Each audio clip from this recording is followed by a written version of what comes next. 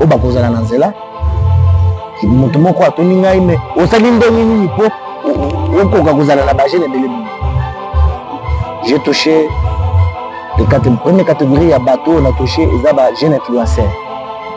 Deuxième catégorie eza ya ba leader de jeunes ya mboka oyo soki naza na bango déjà 400 et chaque leader amemeli nga 50 jeunes tokozala déjà 20 000 jeunes. Donc nous ne voulons pas sortir avec la casquette oh naza président ya parti tel oh naza président ya participant na ba réunion ya ba parti politique moi ebele na comprendre ka logique moko pe slogan moko ezoloba que lesa mpunda sala nini alesa. Ça veut dire na parti politique bayaka kaka pona ba intérêt. Vous comprenez? Parti politique ndenge toza boye yaka osala musala biso nyonso to bunda. Vous comprenez? To mundi soki tozui moi par de cause to sani to kaboli. Raison pour laquelle je dis toujours aux amis, je ne suis pas au cabinet du ministre Constant Motamba parce que je suis meilleur que les autres, non. Je ne suis pas là-bas parce que je parle mieux que les autres, non. Mais naza coordonnateur ya étudiant certes bakozala ba jeune bakozala, nous allons toucher toutes les couches. Ba chômeur, ba étudiant, ba jeune influenceur, ba jeune leader, toutes ces couches là pour sangana ici comme moko pour tout tambola. Tout la qui ça face au monde entier que tu sais que d'azaye mon côté, bilingue ya mboka bazo porter la motema pe baza simana. C'était ça le message et d'ici là la semaine prochaine la ville sera en ébullition bakomona yango. J'espère que vous allez faire moko malamu to pesa message na baini ya mboka oyo que tu sais que d'azaye mon côté. Tu sais que d'azaye na bilingue oyo bazo ndimela ye oyo baza simana ye et puis biso to kotika kate comme Constant Motamba lobi coup de force moko te na mboka biso to komimaka parce que nous sommes un peuple souverain, un peuple démocrate. Okendaki na maponami to ponaki Félix Tshisekedi comme président de la République. Non ce qu'on s'appelle maintenant ce qu'on a adhéré na mouchek, ça veut dire ce qu'on a remplir fiche ya biso ya mouchek, il faut maintenant on souscrire carte na yo, ça veut dire on somba carte na yo pour confirmer adhésion na yo. Voilà. C'est comme ça que ça se passe chez nous. Adhésion est gratuite. Mais na sima adhésion, il faut au salami, il faut ta carte na yo, tiens pe lokola naza na ngobo. Il faut kaka kota na autorité que je suis non. Il faut aller kana base na ye, soki na ngale makina ngale masombi. Soki na Tchad akei akuti secrétaire permanent. Oyo aza na Tchad na cellule wana sanini atekeli ba signe parti. Il faut na tiango na ba base nyonso. Parce que je ne suis pas kuso toza semana ye. Comme l'autorité morale l'a dit un jour, aussi longtemps que Constant Motamba kozala sima ya Félix Tshisekedi ya kotelema biso jeunesse ya logike toza sima ya président de la République. Tokotika kayete et toko permettre quitter. Voilà pourquoi il y a un mois passé, peut-être maintenant déjà 2 mois, si ma mémoire ne me trahisse pas, si j'ai une bonne mémoire, vous allez remarquer que ça fait plus de 1 mois et demi maintenant hein, que autorité morale azalaki na showbiz pour la côté ya patriotisme. Ayebisa kibiso na kati ya melulu wana soki goma. Et puis c'est parce que il y a manque de patriotisme. Soki Bukavu ko oyebi ke eloko moko ya kolela Bukavu ko bilan de soldats zéro. Patriote moko ta pour ça.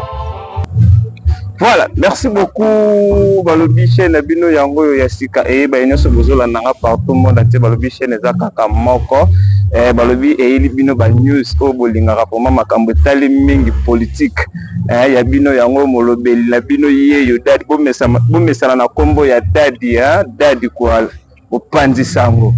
Vraiment merci na ba nyonso bazo s'abonner, merci na ba nyonso bazo landa ba vidéo otozo kota la chaîne bino ya sika espoir nojek officiel télévision vraiment ezo ça la plaisir à to babi esika o bo se retrouver esika oyo na landaki comme maman Chantal alobi mon commune par rapport à événement ya kitambo oyo elekaki lelo nazana moko ya bino mwana ya mboka kaka ndenge ezalaka vraiment nazana président na se présenter pardon ye moko a se présenter boye baye ye moko azanani alinga lobela bino ni message nini oyo azolinga pesa vraiment bino na salem pandi awa. Bonjour, bonsoir. Bonsoir, monsieur. Quand même, tu as déjà Boutou. Santé à l'ango bien. Santé à l'ango madame.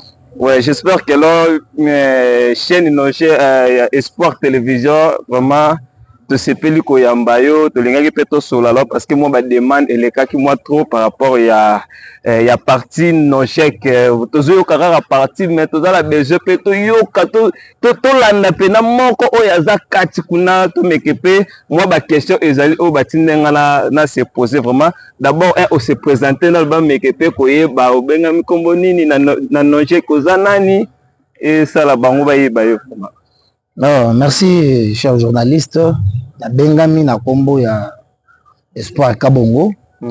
Je suis l'actuel président national de la Ligue de jeunes de la NOJEC. Voilà. D'ici Kanyo Sobokolandangai, Bana Chopo, Bana Okatanga, Dede Kasai, Chikapa. On est ensemble. C'est le président national de la Ligue de jeunes, Espoir Kabongo. Voilà, merci beaucoup. J'espère que là, vous comprenez déjà où est le boss sur la naïe. Yende Aza président de la jeunesse nationale. Il y a parti non chèque vraiment yé yotoza naïe. Yom to tunaki, yom to sengaki vraiment yé yotoza naïe. Ba question na yo eza. To kota maman la likam parce que tozo simba nanu, mais to bandana nous na parti nanu.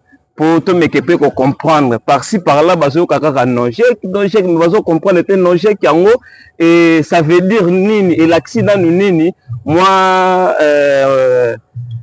par rapport à non chèque to mekana ko yeba non chèque lingo laksa nini. Merci cher journaliste. NOJEC lingi koloba nouvelle génération pour l'émergence du Congo. C'est un parti cher au Mineta de la justice, voilà. Camarade maître Constant Motamba. Voilà. Il y a des gens qui demandent pas mal la définition. Il faut que il va comprendre que NOJEC veut dire nouvelle génération pour l'émergence du Congo. Voilà. On a des définitions, il y a NOJEC. Voilà. Moi, question. Tolingi toyeba non chèque eza parti moko ebimisika to ndenge nini. Non, NOJEC eza parti ya kala. Voilà. Ebi lelo ebele bayiki baza na difficulté moko ya ko relier parti et l'autorité morale. Zana batu moko bazo kanisa ke autorité morale na biso camarade maître Constant Motamba aza motu ya PPRD, voilà. Aza motu ya Boye ya Dipro. Si je prends la parole ce soir, eza pour éclaircir l'opinion publique que NOJEC eza parti ya kala. D'ailleurs, ça fait déjà 2 semaines passées, nous allons qui na anniversaire, il y a 11e anniversaire ya NOJEC.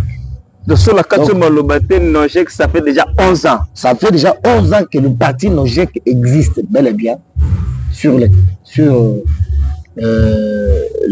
6 provinces de la RDC. Nous avons fêté le 11e anniversaire d'existence. Il y a NOJEC et l'autorité morale était comme notre invité d'honneur. Na Katia Fetouana, il y a qui malamu, ceux qui ont les journalistes bazalaki, les images peuvent parler mieux que nous parce que Zalaki fait beaucoup grandiose. Tous les hauts cadres, les cadres du parti étaient représentés, y compris même l'autorité morale, maître Constant Motamba, le ministre actuel de la justice. Voilà, merci beaucoup. La bénédiction sur Bazola, j'espère que là, tout le monde est malin. Au pessibiso signification, il y a NOJEC et l'axi Nini. Oyebisi biso pe NOJEC banda ebimati lelo tozo kene na ba 11 ans et 2 semaines parce que dans 2 semaines awa on a fêté déjà 11 ans. Mais tolito yeba ambition ya NOJEC eza nini? NOJEC pour créer yango pour na nini moi comprendre biso bato tozo landa quoi. Merci cher journaliste. Na uti koloba na lobaka mo chaque jour. Lorsque tu prends le concept NOJEC, déjà par définition, tu peux comprendre le message qui est codé là-bas. Ça veut dire que nous sommes une nouvelle génération pour l'émergence de ces grands Congos. Voilà. Ça veut dire NOJEC comme mission, nous sommes au départ un parti révolutionnaire. Oui. Nous, à NOJEC, nous ne sommes pas comme les gens qui sont dans l'opposition radicale. Non. Nous sommes une opposition républicaine parce que chaque fois que nous sortons dans nos sorties médiatiques, toujours chaque fois, que les patrons comme je dirais, les chefs de file de l'opposition républicaine. Ça veut dire, Bisso, nous sommes un parti révolutionnaire. Mission na Bisso, comme parti révolutionnaire, c'est pour éveiller surtout cette jeunesse parce que, l'autorité morale Bisso, c'est un jeune talentueux. Oui. Constant Moutamba, aujourd'hui, comme je l'ai dit le dimanche passé, hier Azalaki, une référence. Hier Azalaki, peut-être Moutoumou Kwakoya Boyalubino, je le prends comme un mentor. Mais au moment où je te parle, mais c'est camarade Constant Moutamba, notre autorité morale est devenue une école. Oui. Je suis sorti de chez moi, juste pour me ressourcer. J'entends un papa qui donne l'argent le matin. Son fils a lui. Kende tango tozo yebisa bino bozwa sérieux na makambo ya classe bolingi te. Moutamba oyo aza ministre de justice lelo atanga na IPC. Ça veut dire aujourd'hui notre autorité morale devient une référence. Plusieurs jeunes oyo lobi tozalaki na lingi na sala politique lokola Constant Moutamba. Aujourd'hui il est devenu une école, une référence de plusieurs. Mission na biso c'est juste pour réveiller cette jeunesse. Moutamba nous dit toujours, il faut réveiller l'héros qui dorme en vous. Donc, tant aux autres, il ne va comprendre. Il vient de nous dire ici, nos chèques Bandaka Namboka Oyo, parce que c'était une passée. Et vous imaginez, sur l'actuel ministre de la Justice a 36 ans. Et nos chèques a 11 ans d'existence. Ça veut dire, un jeune a eu son courage d'imposer une passée. Namboka Oyo Congo, et à quelle période? C'est ce qui est encouragé à féliciter. À Taliba risque, mais il a accepté d'imposer une passée. Je dis toujours aux jeunes qui adhèrent à nos GEC du jour au lendemain que lorsque vous adhérez à nos GEC, vous adhérez à une passée. Moi, à une vision, Bazou adhéré na passé, na vision mokoboye. Oui, jeune garçon, le kolanga na yo, azo risque. Il y a quoi imposer passé ou anakatia. Yamboka et belé bazalaki kotatone semanaye, mais au fur et à mesure que les années passées batu bakomi ko rejoindre passé na ye lelo mutu moko journaliste moko tuningai pona nini yo on se retrouver autant de partis politiques na mboka on se retrouver dans le jeu pona nini. Je lui dis moi ça veut dire que non au l'équipe ba parti politique yes ouais na yezalaki te aye ba pourquoi je me retrouve dans nos jeux que être ailleurs. OK donc na yebisi au début moment où biso to nimela Constant Moutamba to nimela Constant Moutamba pendant que Constant Moutamba n'avait rien. Constant Moutamba ne lui donnait rien. Mais biso to nimela vision parce que c'était une pensée en fait. Constant Moutamba nous a inculqué une certaine mentalité de révolutionnaire à l'époque. Voilà. Donc total tout le monde jeune lokola biso azana makanisa malam. Donc à l'époque là, en 2016 déjà tant que biso komanga na nos chèques na ibandeli. Parce que je fais partie, il y a des jeunes qui ont animé le Constant Moutamba, qui ont fait adhérer des jeunes belés il y a Constant Moutamba, il y a quartier Mobimba, des camarades de classe, des camarades de quartier, des bandes comme même à l'époque. Mais pour les nini, tu vois qu'il y a des IDPS, tu vois qu'il y a des MLCT. Biso to monaka que non, ceux qui t'ont appuyé, il a de bonnes initiatives. Azana makanisi malamu pour na mboka oyo. Donc à l'époque déjà biso to zala ki simanaye, to zo landaye. Parce que tout le monde a non seulement l'élo, mais tout le monde a place où tu as l'élo. Et là, qui Constant Moutamba, ceux qui t'ont appuyé, lobby, tu vas se retrouver quelque part. C'est le seul, comme je le dis toujours, le seul qui nous a donné la chance, qui nous a ouvert les champs. Les autres, tu se retrouver par exemple dans le cabinet, parce que nous sommes le commandant, il y a premier bataillon. Donc, on a front, ce que nous dit Constant Moutamba, je ne vais pas sima. Pour nous booster, pour nous même nos jeux que Moussika, ils ont babiso. Donc en fait, tant au moins la moko et les lois pour adhérer à nos jeux, il doit savoir que nos jeux, ils ont passé moko bouillé. Il faut ce qu'il a côté, c'est un combat qui doit être pérennisé. Donc au moins les lots tous les autres Constant Moutamba loko la idole naïza Emery Patrice Lumumba. Raison pour laquelle la jeunesse de nos jeux de la ville de Kinshasa ont marché pour commémorer. Oh, tu es un mentor et une autorité morale na biso. Parce que les lombo comme bazolo ba Constant Moutamba incarnation ya Lumumba. Pour la nini, c'est parce que ils doivent savoir aussi que Tant que bazobenga Constant Mutamba incarnation ya Lumumba, ça veut dire il y a un combat qui doit être pérennisé. Makambo nini Lumumba tika, combat nini Lumumba zalaki nango, oyo tozomona lelo pa Constant Mutamba.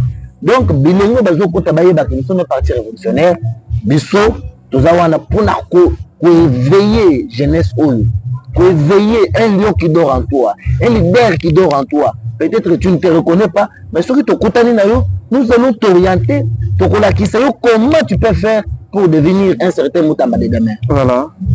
C'est comme ça que nous disons que notre parti révolutionnaire joue un grand rôle au jour d'aujourd'hui pour la réveiller conscience. Il y a Bagene et Belé, surtout dans Ngomba Kinshasa. Merci beaucoup la belle Sobazola Nabiso. J'espère que vous comprendre le président Dengue Azako expliquer.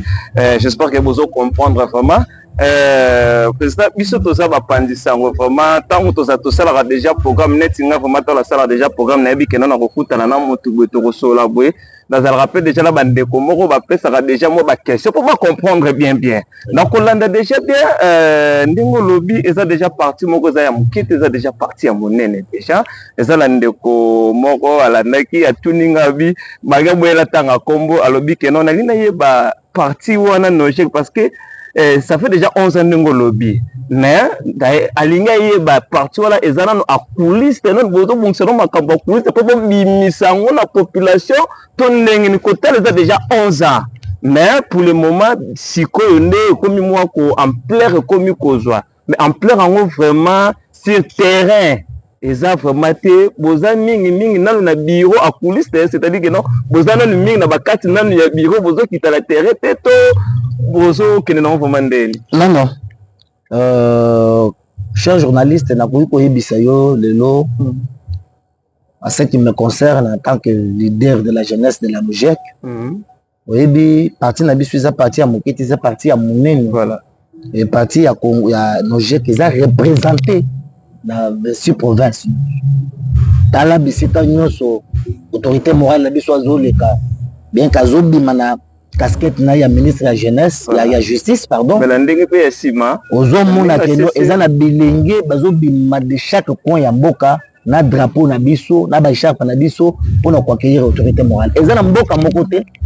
Mwana mboka camarade Constant Mutamba akiti et ba membre ya Nojek ba yambiete. Récemment otalaki ba image ya mardi na Okatanga combien un accueil chaleureux a été réservé à notre autorité morale. Parti Nabiso Isaiah Kalapé, ils ont représenté, raison pour laquelle, en 2018, déjà en 2018, nous avons installé qui va député na niveau national, provincial, na niveau yassé makas. Raison pour laquelle, en 2023, nous avons niveau national, Tomati Likolo, camarade d'autorité morale, Constant Mutamba, candidat président Yamboka Oyo. Déjà, à l'âge de 30 ans, était déjà candidat président de la République. C'est pour vous dire que Nojek a représenté la 26 provinces au Congo. Je reçois des messages en tant que président national de la Ligue des jeunes de Nojek. Je reçois des messages de Tchopo, je reçois les messages de Beni. Actuellement, je viens même de poser ce matin avec les gens de Goma. Malgré le président, ceux qui m'ont dit que c'est comme sur ma table, j'ai des invitations. Sur ma table, combien de temps 8 secours. Tu as Bonia Bazolo Kangai, tu as Beni Bazolo Kangai, il faut président national à Kendekuna. Tu as Tchopo Balobi, ceux qui m'ont dit que la fin du mois au monanité. Et vous allez kama pour la biso. Pourquoi? Parce que tu s'es préparé déjà pour la koyambayo. Bato au katanga balobi, ceux qui meneta à zongi boye, il faut yo oya otoza na posi ya komona yo pe ya koyoka yo. C'est pour vous dire que nous sommes représentés. Je gère toute la jeunesse Yamboka Oyo. J'ai le numéro de chaque président. Il y a Ligue de jeunes. Yamboka Oyo Mobimba. Nazana bandeko ya Lualaba, nazana bandeko ya Chikapa, ya Kananga, ya Mbujimai, nazana bandeko ya Congo Central au Mobimba Banda, Lufu, Matadi, Boboma, nazana ba numéro nyonso wana. C'est pour vous dire que Togo déplacer na lelo au moment que parti na biso ils ont représenté dans chaque coin ya mboka. C'est le rôle que je joue. Et là, comme que je profite pour signaler à l'opinion publique que depuis que je suis à la tête de cette jeunesse, les gens initiative, c'est installer les cellules de base. Je dois le dire qu'actuellement, coup de chapeau à tous les animateurs que j'ai installés dans la ville de Kinshasa, au moins 89 cellules de base. Chaque samedi, comme Lélo, sur 21h, 22h, je commence à recevoir les rapports, les vidéos. Il y a des réunions au Salama dans la ville de Kinshasa. Ce qui ne s'est jamais fait pendant 10 ans, il y a nos GEC. Voilà, depuis que nous sommes là, c'est ça. Depuis que nous sommes à la tête de cette jeunesse, il y a nos GEC. Moussala Nangaï actuellement, ils allaient pour rendre très visible partie à nos GEC. Pourquoi? Parce que je me suis dit que ce qu'on t'a par autorité morale, la partie naïe, il y a une longue distance. Il y a un écart qui ne dit pas nous. Pourquoi? Parce que l'autorité morale a cueilli ma casse et mes partis Tikali Nassir. En tant que jeune leader, qu'est-ce que je fais? Maintenant, je commence à installer le parti. Dans ma commune, dans ma quartier, dans ma district, de l'eau 89, c'est l'île de base. Et quand on a dit que le loto qui tourne au Sangana, ils ont pris un camarade d'espoir à Kabou. Quand on a Ngalema, c'est comment faire, sur le côté de Sélékouna, donc, ma tête est on a lemba na kalamu. Je vais installer d'ici là dimanche prochain à Kozala na Makala pour installer ces lignes de base. Oh Makambozala kate et comme ko salema. Pourquoi? Parce que l'autorité morale nous a fait confiance. Voilà, merci beaucoup la Rolanda tozo songa muke na maloba parce que balobi auto lobaraka kande yango biso to c'est maka pour la retour na ba question na Rolanda yo bien au lobby nos chèques ils ont déjà parti et ça là déjà beaucoup plus mingi tozo mona randenge ministre azotambola malgré azotambola pour makambo ya ministère na ye mais mingi pe batu ya nos chèques bazali donc na Rolanda beaucoup ça veut dire ezal rola keno na partie nos chèques ezaka keno ministre yemoko après ministre ndeza yoto ba membre mususu ba kondi mususu bazali yango mona beke non peut-être maman na tuna kaza la raison bi yango no chèque ezana no a coulisse to eza déjà non to so mona rara yemoko autorité morale na mukepe nengo lobi mikolo parce que eza déjà le pendant 11 ans mais bi stratégie moko ye nango déjà obandi ko installer donc c'est-à-dire la partie là déjà bozaka ka yona autorité morale to ba ndeko musu bazali yango moni keno batu musu bazo comprendre na ba retard. Notre parti un grand parti est déjà structuré depuis longtemps. En dehors de l'autorité morale comme vous le savez, voilà, revient le secrétaire général que je profite pour saluer Maître Saïd Fidèle El Omar. C'est le secrétaire général du parti. Camarade Oyo a passé plus de 4 mois dans la mission.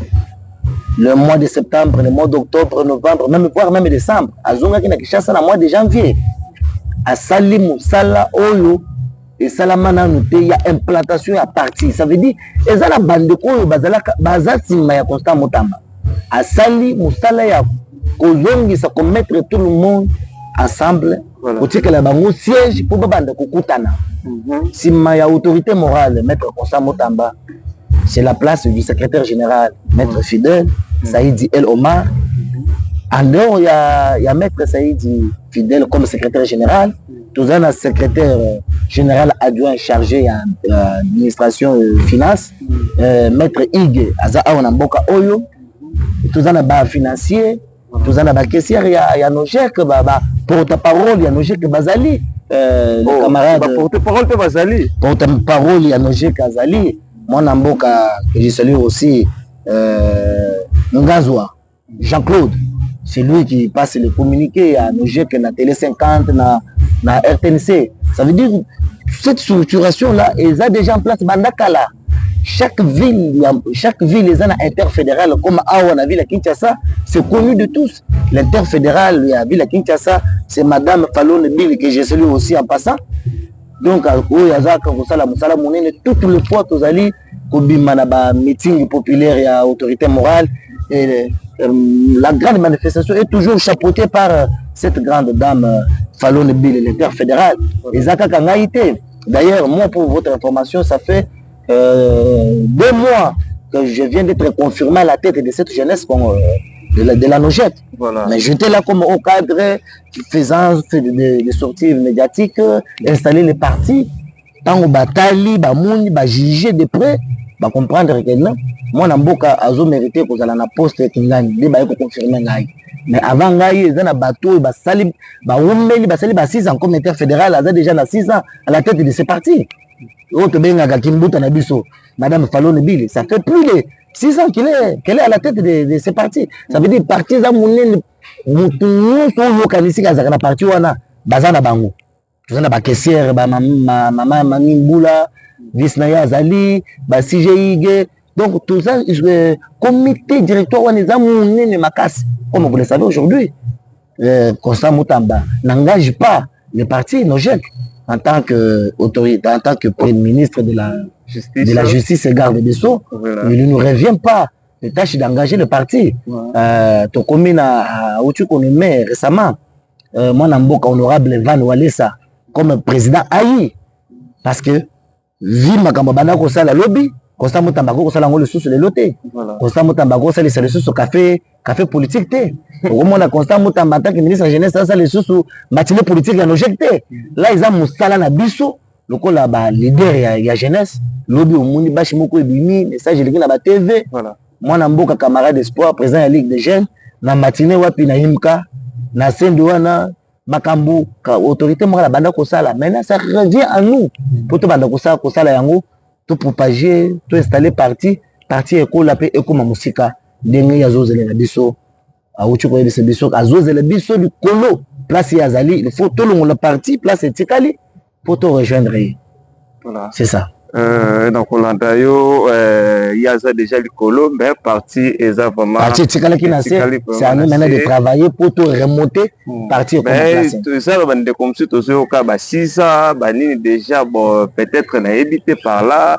Na kogi pena kokota na 4 penate parce que ça média c'est que l'homme c'est vraiment et koki vraiment ko bimate bon tozo kende vraiment na lomba on malgré tozo na moleli peso kota parce que to sale mission bozo mona eza pena na butu bon comme ça za peka moi na mboka za musale sengi pour za pour faire comprendre bino parce que ezala bande comme sous pe baza baliban na mboka la bétal sili banini tout ko so par rapport ya moi mission ko s'intéresser bon parce que muta s'intéresser la comme à comprendre idéologie nango à comprendre ende à s'intéresser ça va tena na moni ke partout les amalamu na la na moba principe na mekepe kokota et kosala vraiment bien makase moi ngonga muketo kozo lisusu bona ebité parti siège nango chef national nango zawapi o mekepe ko pesa biso siège national ya parti na biso yebani tozana avenue Sendwe numéro 16 non lo ya Pongabi référence ya siège na biso eza complexe scolaire Kantu. Voilà. Déjà moi na mboka nyonso za ville Kinshasa soka linga comme na siège national na biso a comme na Pongabi a pesi stade de Martyrs mu Congo a côté na Sendwe 5e parcelle na droite a komona bashi moko ya munene voilà eza wana na elongi ya autorité morale na biso voilà à partir ya Pongabi wana soko tuni complexe scolaire Kantu eza wapi ba webi soke yango wana immeuble wana donc eza place ya kobonga te bandeko bautaka na changu matete mwamba kuna soki baye baleki kaka betele bakuti na Sendwe bayebi ke soko leki ka maya Kalamu 6e parcelle na droite okiti otali na ngambu okomona parti na biso siège na biso national toza na 4e niveau na bâtiment oyo kangani na complexe scolaire Kantu awo pembeni na Sendwe eza place ya kobonga te. Merci beaucoup ceux qui te yamba que zala qui pambaté parce que ceux qui au côté la chaîne dans routine de l'eau balien otala ils appellent la demande oyo et si ka tozo kenda rappel tozo so ba image ndé et c'est que noté to yamba yo pour éclaircir parce que yo mutoza na carte no pour éclaircir biso nyonso bien que non ezape boye boye ezala bande ko mama musu batulaki balobi bakoyi ko sala nini po bakota na parti bakoyi ko sala nini bosengaka nini esengaka nini po bokota ezapela bato musu baza mo libanda mboka musu bazala bapoto ezaka itela ba province parce que biso eza international ezapekala na kini kaka te libanda mboka Brazzaville ba Kenya banini bamboka ebele ezapela bato baza partir kuna bakoyi ko sala nini po bakoma bamama.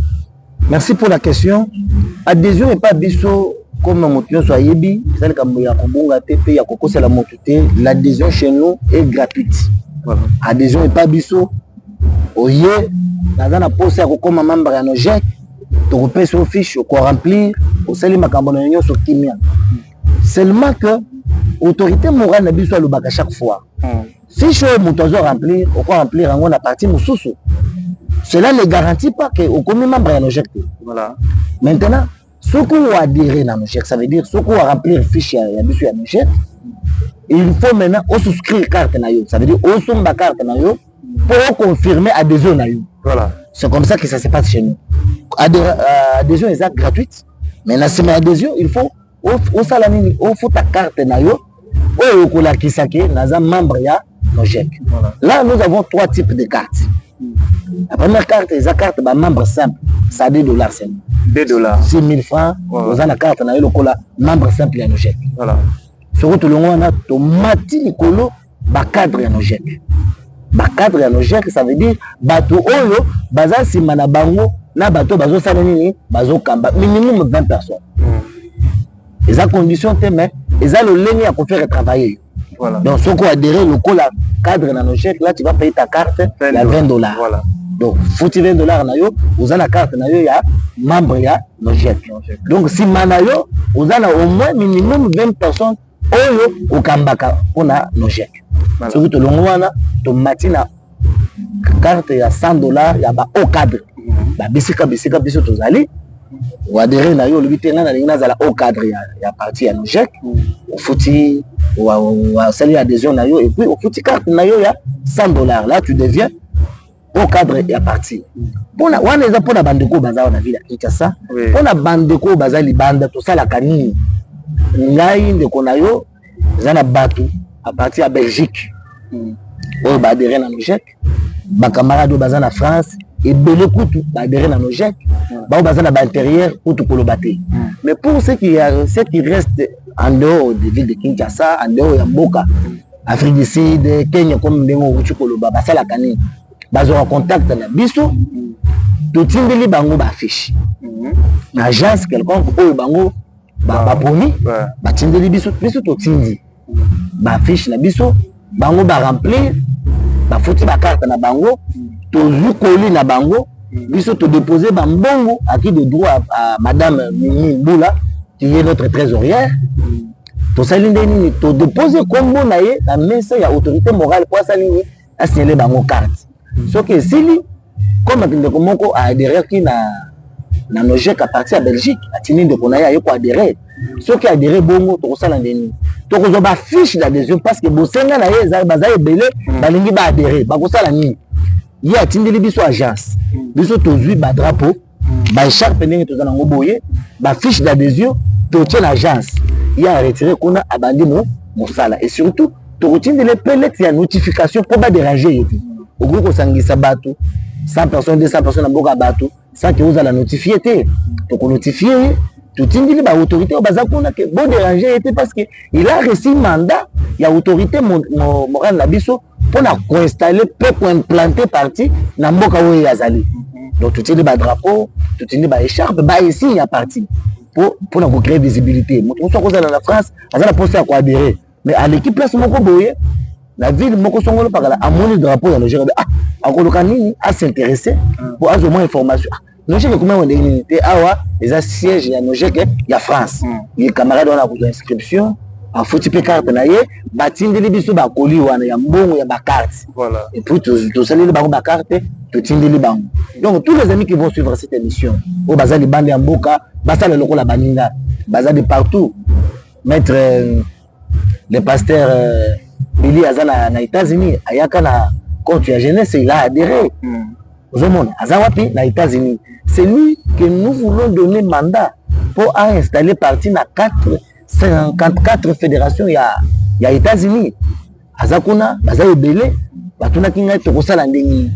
Ndenge kamada profita ki aye na congé na ye awa, adhéré na parti ya Nojek, to pesi ba drapeau, to pesi ba insigne sur parti ou esengela kina ba fiche d'adhésion, aki kosala musala wapi na États-Unis. Donc, il y a la capacité de la ville de Chicago, à gagner par exemple la ville de Moussousou, il y a les États-Unis pour installer peut propager parti Nabiso Nojek. C'est comme ça que Makambo il est kakana famille Nabiso politique Nojek. Voilà, merci beaucoup président Tozolanda la Boké Binyoso. Par rapport à tout le banano intérêt nini oyo mtaroza la que peut-être à s'adhérer à sombi carte nae à comme membre. Alors ba bénéfice nini oyo za na kati wana ya parti oyo sala kelote na za membre la na ndenge la kota gitala et salinga yiboye do ben intérêt eza nini na kati. Je profite de répondre à cette question parce que la question moko la kota na na bilenge belé. Voilà. Bilenge belé za na elenge moko a koti na Nojek adhéré na ya tuni ngai président ngana na musala te. Vous comprenez? Voilà. Donc hier ayi na Nojek pour pas passer musala. Alors que les choses ils ont les kabongote.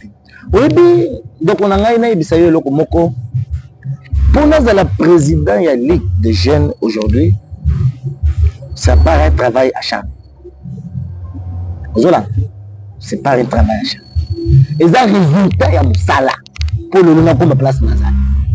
Au moins Mboka Constant Mutamba a comme le ministre il y a justice. Il faut voir que ça résultat il y a musala. Je viens de vous donner un exemple. Déjà à cet âge-là, à 26 ans, Constant Mutamba a réussi à imposer une pensée. Vous comprenez? C'est là qu'il a bon. Avec un bon côté, mais dis-moi qu'il a cru à lui-même. Il m'a dit un jour que quand on commence à assister à Babanissa, ex-gouverneur, des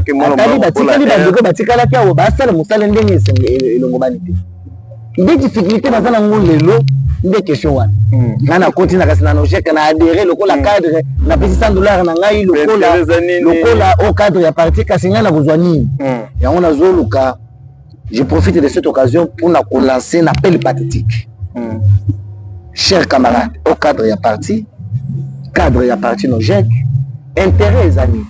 Comme je le dis toujours, notre autorité morale, Constant Mutamba, n'a pas d'amis. Le seul ami que Constant Mutamba a, c'est le travail. Yo, au quotidien, c'est Nojek. Vous dites que Ngai, avant, dès que vous avez une question, na participer na ba réunion ya ba parti politique moi ebele na comprendre ka logique moko pe slogan moko ezoloba que laissa punda sala nini alesa. Ça veut dire na parti politique ba yaka kaka pona ba intérêt. Vous comprenez? Parti politique ndenge toza boye yaka osala musala biso nyoso to bunda. Vous comprenez? To mundi soki to zuma par de cause to sali to kaboli. Raison pour laquelle je dis toujours aux amis, je ne suis pas au cabinet du ministre Constant Mutamba parce que je suis meilleur que les autres, non. Je ne suis pas là-bas parce que je parle mieux que les autres, non. Mais nazamoko ya ba oyo ba bunda. O bazalaka na dernier virage avec le camarade Constant Mutamba comme autorité et comme ministre ya justice lelo. On dit pendant campagne il y a 2023. Na bunda ba betanga combien de fois? Oui, bité. Pour na luki mutu likambute mais na to campagne bandi le 22 na bimi na tongo pour na afficher ba fiche ya candidat na ngai ya Constant Mutamba numéro 2 mutu moko atoni jeune garçon moko ya quartier na ngai oya basoki ebele ya kosala nini discussion seulement moke wana abaninga mbata tosuka na société. C'est pour te dire que nazawana quand je te dis que c'est le fruit du travail acharné. Tondi Massoni, Tony Mambabeta Bisso, mais nous avons accepté depuis un certain temps de porter les camarades de Constant Mutamba. Tout me maï le colo. Vous comprenez? Avantage où on a rebi sabaninga, baya, ou adhérer le cadre, le au cadre de la partie, il y a tout ça la musala. J'ai dit toujours Constant Mutamba c'est un produit à vendre. Il y a tout ça Mutamba lelo à bas prix, à 100 francs, à 200 francs, tout me Mutamba pas ba maman bilanga. Toi même Mutamba et pas bas étudiant et pas bas sportif. Toi même Mutamba n'a pas ne doit pas rester ici. Vous comprenez? Il nous a dit un jour que c'est une archi pour lui. Et il est déjà Gaza, ministre de la Justice. Il rêve assumer encore des grandes responsabilités dans le pays. Ça, il ne saura pas. Donc il a besoin de toute cette jeunesse-là. Tout ça, on a énergie à Constant Mutamba. Comme premier ministre, comme vice-premier ministre, comme il vient de le dire devant comme un peu président de la République. C'est une chose que nous souhaitons nous tous. C'est ça. Chaque parti politique, finalité de la basi, mais fonction, il y a les colons en boca. Nous aussi, de nos chèques, nous travaillons d'arrache-pied tous les jours. Tous mes camarades, les colons, les autres ministres de la jeunesse, l'obito comme un peu VPM, l'obito comme un peu premier ministre, pourquoi pas, comme tu viens de le dire, tout comme ça y est na fauteuil, il y a Oya, comme un peu président de la République. C'est notre souhait. Vous comprenez? Ça veut dire que tous les amis qui posent cette question, bazo le cas intérêt les lots, baya to sala mosala, tous mes camarades de l'écolo, azo les lots, ceux qui travaillent malamu, les lots, tous les ministères kaka ya justice, le bi bako bakise le biso, ministère mususu, le bi bako bakise le biso, peut-être parmi les mandataires, toujours à des mandataires, bawe bazo le cas intérêt, on a dit bako se retrouver, parce que toko zo bato li bandaté. Et la seule chance que les amis qui adhèrent à nos jeux, que bazana ngozani Constant Mutamba atalaka tribité, atalaka école ou bimélité, laquelle alubagalanga nini, Constant Mutamba atalaka wana, Constant Mutamba atalaka musa, musala ya mutu. Si tu travailles aujourd'hui, c'est le ministère par exemple. Au moment où tu as parti à mon aîné, il faut tout travailler pour que tu gagnes moi fauteuil musu. Par exemple, deux ministères musu. Au moment que bawe bazape na banda ba usala nini ba correction de biso. C'est ce que je dis toujours aux jeunes gens qui adhèrent à nos jeunes. Boya to sala musala, to lungula awa parce que ceux qui travaillent bien, ba ko ba kisele biso ministère musu. Banane ba ko travailler. Tant ba pesi ministère ya justice, Constant Mutamba zui membre ya famille na été, il le dit toujours.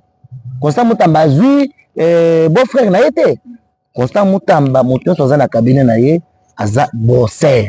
Ça veut dire il est dans la comme on a il y a Salim Moussala, voilà pourquoi il doit être avec nous. À Bengal Batobene na cabinet. Ce n'est pas le moment de venir me dire je suis licencié en ça, je suis docteur en droit. Non. Tant qu'on a banda qu'on comme awa bene bozala kati. Tu comprends l'avantage que ces amis là. Il faut passer la Moussala pour que le bactéries de ce ministère Constant Mutamba a coupé à bango. Vous imaginez que nous avons des conseillers de 28 ans.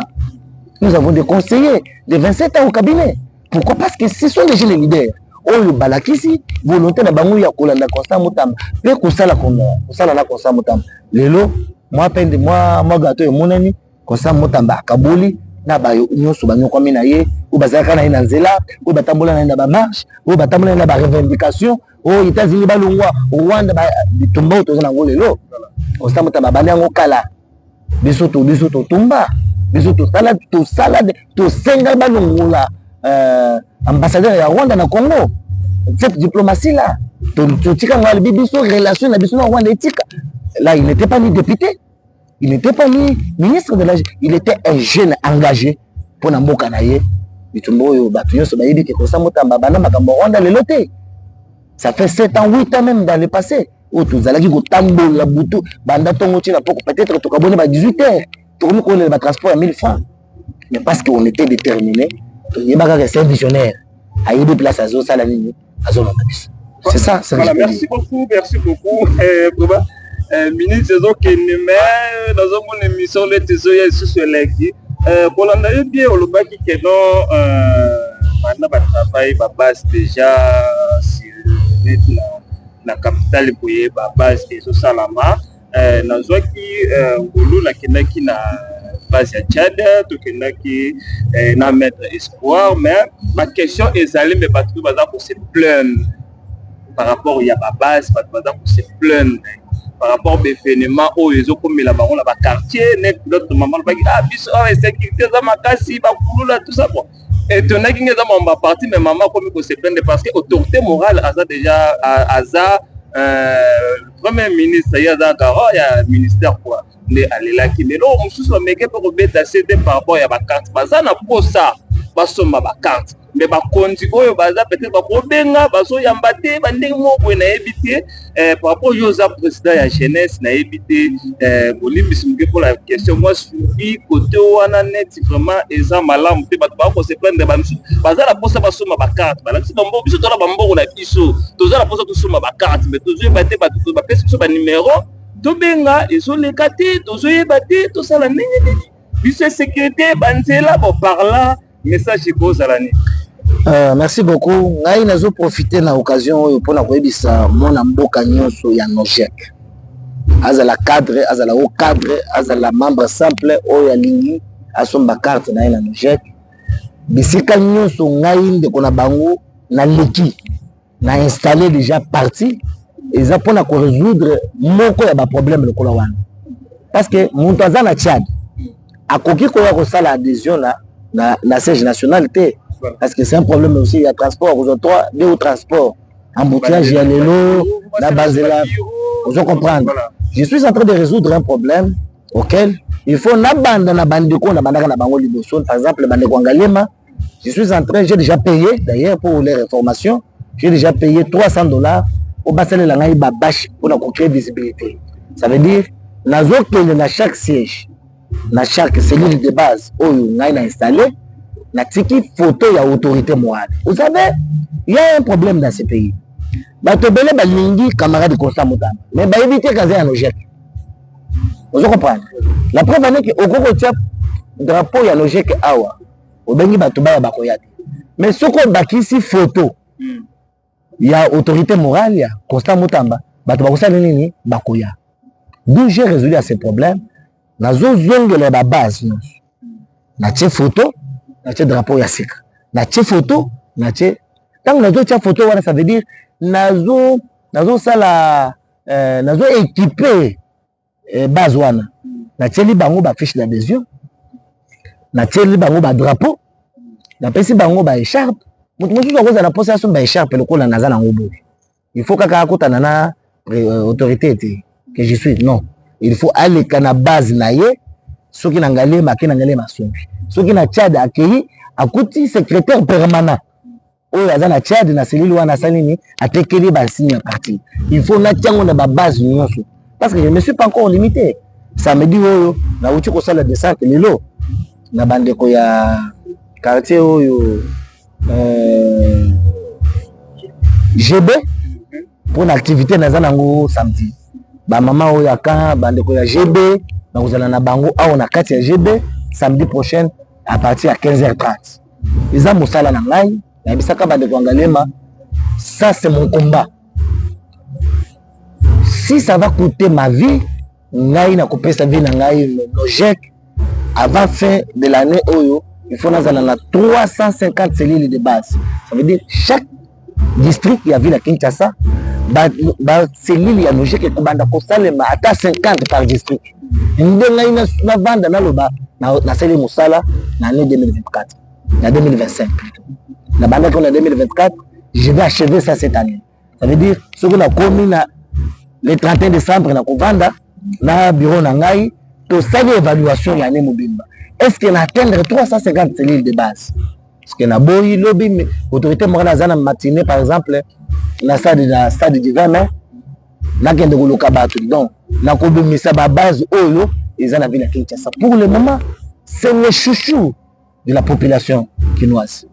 Balingi eloko nini ngai lokola leader ya jeunesse nazo sala de na comprendre que il faut na le kakabila kende bisika bazali nazala président oyo aza pembeni ya population na ye nazo kende pa bango natali cadre na qu'est-ce qu'il faut kosala na selisa bâche na tia drapeau awa na installer cellule awa pour lobi tozala na bosene ya koluka bato te toza na moment moko nazo ebisa baninga ba fédéral union stabile ya bisi bango loko moko c'est le temps de fidéliser nos militants ba base oyo tozoya bato bazoya volontiers bazoya bango moko il faut tozo ata ya kofidéliser bango faut kozala pembeni na bango kolakisa bango bolingo wana po ndenge balingi camarade Constant Mutamba biso pe tosala nini tolinga bango toza partout et puis tokoévaluer na faire ya année oyo soki na atteindre 350 cellules de base pour la ville de Kinshasa. Tchad wana nazokende Sangamamba samedi dimanche prochain. Donc eza mosala ya président ya Ligue des Jeunes. Ba jeune baza kuna Sangamamba bazoluka ngai nazokende. Bato ya Tchad nazalaki na bango na uti kotindela bango sans fiche mardi. J'ai imprimé sans fiche na tindeli bango po bango bazoluka déjà ba déjà basala ba se préparer pour na baya bangai. Eza message nazotindela bango qui va se préparer d'ici fin du mois. Je serai du côté de Tchad dans ce campus pour nous installer. et mokolo koleka soko koleka semaine ya liboso après mois demain nazo même 60 drapeaux kaka pour la Tchad yango moko. Donc objectif okozala na yo objectif na ngai eza 110 parcelles sans Nogec. Ça veut dire ceux qui n'a vu qu'on a drapeau à Nogec chaque entrée à venir. Donc nous voulons faire du Tchad chef moko boye ya Constant Mutamba ya parti Nogec. Donc bazala na bango na kimia na kozala wana et à partir ceux qui n'a liki les choses ne vont pas rester les mêmes. Ce que tu dis bande kwangalia malelo bazo sala ba réunion na bango sans être inquiété en bonne uniforme. Pourquoi? Parce que le président de la jeunesse qui a notifié Bango, il a tiré les Bango fiche d'adhésion, il a tiré les Bango drapeau, et les lots ils sont dans la joie. Et chaque jour qui passe, ils vont enregistrer c'est l'île de Bazoanezo du jour au lendemain. Voilà, merci beaucoup. La bienvenue sur Bazolanda Biso, vraiment, vous en êtes 50 kilos pour Boyo, vraiment, il y a un Boyo qui est secrétaire, il y a parti, chef numéro 1, secrétaire national, vraiment. J'espère que Miki continue, malgré vraiment moi, Taïza, Mouké, Mouli, les Okoda, donc ça peine jour, peine de fan, vraiment, tête reposée, tout solo là, vraiment. Et ça la moi bien parce que ils ont vraiment na makambo epelé parce que ngai naza oyo naza na tambola ka surtout moi ba descendre na kendara ils appellent ba question ils appellent makambo ils ont quoi arriver ils appellent makambo sous ba ko se plaindre ils ont le kala bureau to beta vraiment solo parce que na nzela ya te pende ba ko comprendre que non c'est que bateau yonde ba lingi bateau to zana bango baza mitema mabe parce que pour dénoncer ils la vraiment bien pour ils ala yo zo sala mais peut-être ici quand oyo bazali baza ko permettre vraiment net batacha di balelaki que no biso toza déjà prêt mais bato ba pesi son numéro to benga bazo yamba biso te ba se déranger te motunyo soza na problème ezala ka bande kwa charité na matete na kisanga na kingasani même bato baza ba jeune nyonso bango na uti ko biso na ibandeli je suis en contact avec mes bases ça veut dire naza président ya Kinshasa te naza président ya bao baza na Chopo bao baza na Chikapa bautu bauti kosala lelo samedi première réunion ya monene plus de 200 personnes salama na Chikapa. Les deux leaders m'ont contacté, je les ai mis ensemble avec ces banques idéologie basangisi bato réunion salama lelo déjà première image ya qui déjà na salle au place bazala plus de 200 personnes ont pris part na réunion na Chikapa na comment na Chikapa te mais balandi idéologie na instruire bango réunion salami mutu nyonso aza na problème ezala ndeo ya Kinshasa ezala na Kinshasa soki abengi peut-être fédéral ayambi te abenga président ya ba jeune. Je suis là connecté du matin au soir du 1er au 31 naza connecté et je réponds toujours au message ezala na menu soki na live la muki na répondre zala kimia le cas na bureau dimanche na compétition yobo le cas boy na imprimé déjà ba fiche pour na yo donc ba difficulté nyonso baza nango je suis là pour répondre parce que naza serviteur na bango banome ngai mpona vanda na bureau te ezala natambola soki ndenge nini mapeka na mutu naza président ya ligue des jeunes non soki banome ngai eza na mosala ma première réunion que j'avais tenu devant le haut cadre du parti mon chef na bisaki bango il y a des défis que nous devons relever bazozela biso na mosala bazozela biso na discours ya pamba te voilà pourquoi lelo eza samedi eza week-end bato ebele bavandi na bandako bazosala boye mais c'est depuis 15 heures nazalaki na tongo na première équipe ya baétudiants parce que mosala na ngai je suis en train de me préparer pour conquérir toutes les universités nasilisi na bango 15 heures na yambi deuxième groupe ya bandeko ya unikin nasilisi même ntango tozosolo na yo awa il y a des gens qui m'attendent banda tongo bazozela ngai namona na bango moi je peux tenir 15-20 fois parce que nayebi autorité morale bana ko ta bureau 7 heures mais bureau eza ya yo ata yo disait muto akotona le kambu azate vous imaginez ba habitude azalaki na motango azalaka président ya Nogec nde amemi lelo na ministère vous imaginez s'il est le seul ministre parfois oyo azosala makambo lokola matata mponi okoya 6 heures na mosala okuti ministre ya justice déjà ça komaki nani azosala compte mutu te. Mais cette discipline-là, parce que lorsqu'on se dit disciple de quelqu'un, ça veut dire que nous devons être en mesure de reproduire Makamboye à Salani à Bandaka Koussan. Donc moi je peux m'entretenir avec les gens même 15 groupes par jour, sans me fatiguer, parce que nous na mosala ou autorité na ngai azali kosala. Donc nous soit na poste ya kokota na noje, ba répondre na mituna, je suis dispo pour na répondre na mituna et surtout je suis de la famille Nojek, na ebi Nojek, na ebi nini Nojek elingi, na ebi nini Nojek elingité. Ça veut dire mituna nyoso ba kotuna, je suis partant pour na répondre à bango. Merci beaucoup, merci beaucoup. D'ailleurs que bosani moi et donc bon la ndenga songi pour la éviter la ngana continuer parce que TV déjà une chose déjà tant que là c'est déjà message pour qui pour qu'elle n'a évité événement ayoka kikaka événement ça ce qui les non mais événement toujours là c'est en coulisses nazobima la casquette ya président national ya jeunesse. C'est un message pathétique que je lance à toute la jeunesse congolaise. Nazobima à défaut ceux qui simbi tout ça le 23 le 26 et pour les 4. Nous avons des dates pour parce que nazo lokande ba visibilité. Nous lokaba polo. Oui, message est ça simple. Je vis comme toi dans ce pays, le ministre organisé de culte. Pona bandeko na biso bazana est bandeko wazelendo et la FARDC ba ministre ba organiser ba kilte awa. Je vis même des pasteurs organiser des marches de soutien au FARDC et wazelendo. Vous avez c'est qui est une bonne chose. Le ministre de la justice a même récolté des fonds pour na kusonga bandeko wana. C'est quelque chose de louable. Mais la plupart, surtout la jeunesse, a oublié une chose. Maître Constant Moutamba lobby et le Komoko lobby, aucune rébellion et aucun contenu, ceux qui sont autochtones, je vois Basani tellement motivés, mobilisés même pour soutenir FARDC et Ouazélène. Mais vous oubliez une chose, que lorsque Goma tombe, Basoda Bakini, c'est sûr que c'est Tshisekedi qui est insulté. Tout le monde, leurs yeux sont braqués sur Félix Tshisekedi. Bukavu tombe demain, papa Bino continue à quoi Alali. Est-ce que Félix Tshisekedi a continué à quoi Alali? Alali. Est-ce que question a posé Bagène? Est-ce que Félix Tshisekedi n'a-t-il pas besoin de notre soutien? Voilà pourquoi la compétition maquette, Bapolo Eza, tout ça ici avec nos petites cotisations et le rôle à bilingue. Parce que vous devez savoir une chose que je voulais souligner. Quand vous avez une marche, vous avez parti politique, vous avez université, vous avez église mon côté, vous avez dans un mouvement de patriotes. Donc la jeunesse congolaise est réunie dans un mouvement patriote. Nous voulons réitérer notre soutien et confiance au président de la République. Une façon de lui dire, moi tout compte en a égalité.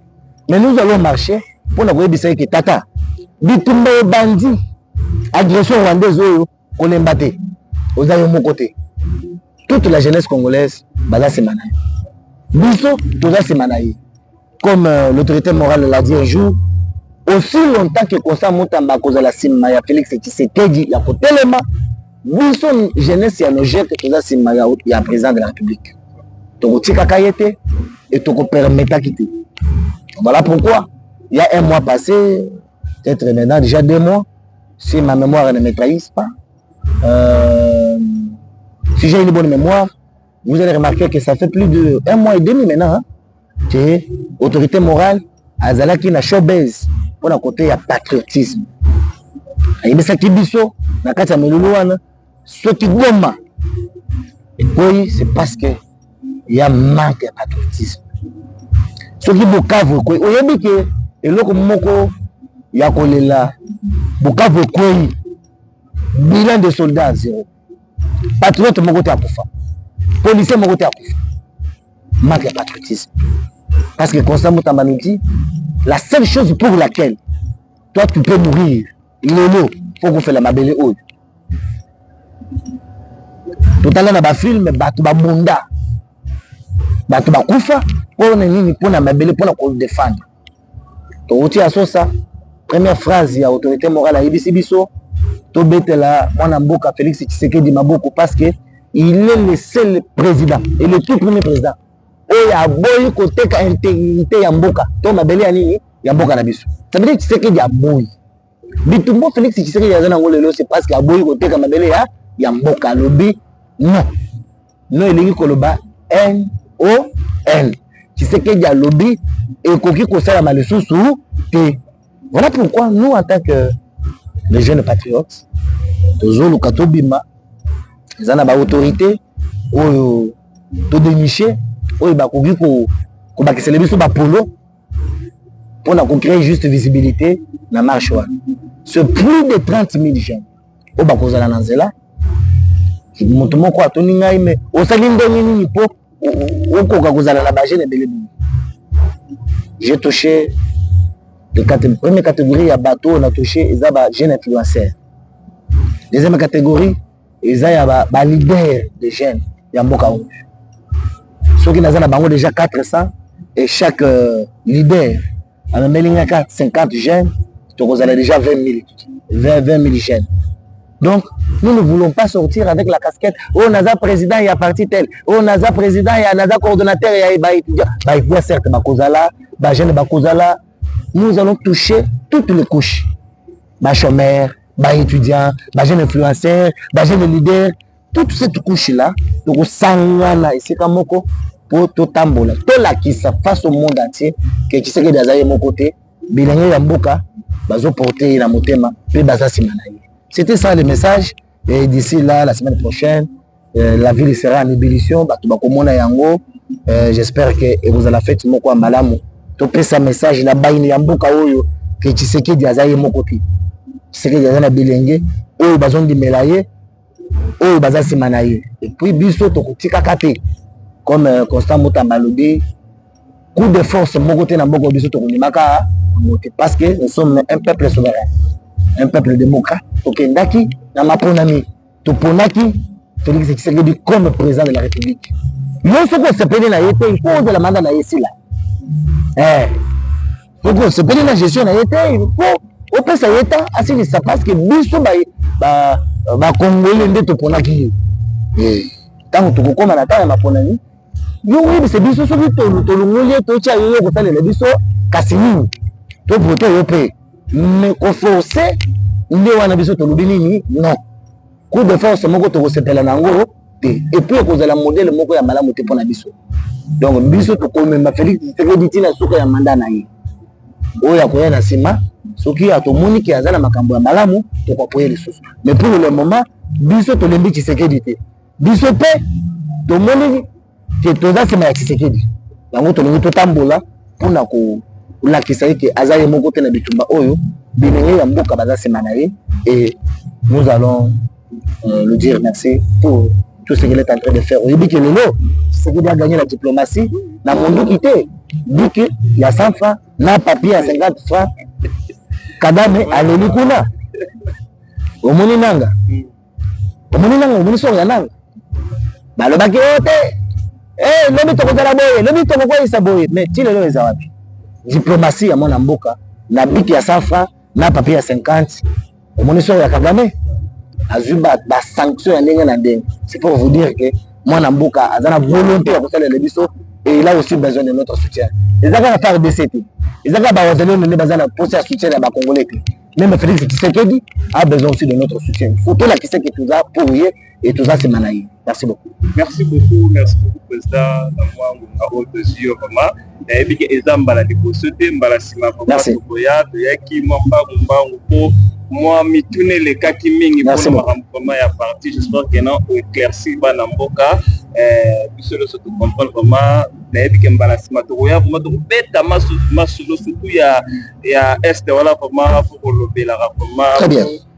Moi pendant que ça me suppose vraiment pas fausse information vraiment ya tout ça là que non ba ina ba continue biso bazo sala musala na ndenge vraiment esengeli depuis ce venant merci na chaîne Mobimba Espoir Nojek Télévision depuis ce venant botonde na monde tout le monde na kaka vraiment merci merci ming na benyo so bazui temps bazui ter Rolanda biso vraiment émission la vidéo ya ngoyo pour continuer balobi vraiment pour ça la décider ah vraiment bondo we baba news ya mboka komezo kene ndenge nini basali ndenge mboka zo kene ndenge nini surtout bande ko la biso o bozali banda mboka balobi chaîne yango po s'abonner vraiment et ko sala vraiment kitoko makasi o commenter wana o tchape na ba commentaire numéro za wana bobenga et ko sala vraiment bien ngana bino to kaboli na moni na émission ya sima. Bye.